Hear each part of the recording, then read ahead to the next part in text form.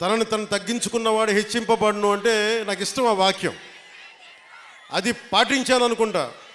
60 సీట్ల పోటీ చేద్దాం అనుకుంటే లేదు 40 చాలు. 40 కాదు అంటే సరే 35, 35 కూడా కాదు 25 కూడా కాదు 21 అంటే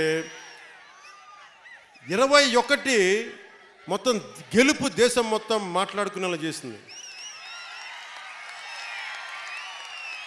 అంటే ఇది బైబిల్ సూక్తి గుర్తొచ్చింది.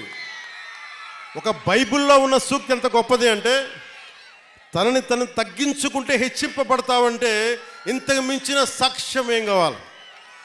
21 స్థానాలకి నువ్వు పోటీ చేస్తే 100కి 100% గెలిచి దేశమంతా మాట్లాడుకునేలా చేసిందంటే ఆ బైబిల్ సూక్తి ఎంత గొప్పదో మా టీచర్కి, ఆ శిరోమణి టీచర్కి, ఆవిరికి నా పాదాభివందనాలు. ఆ తల్లి ఏ లోకాల్లో ఉంది.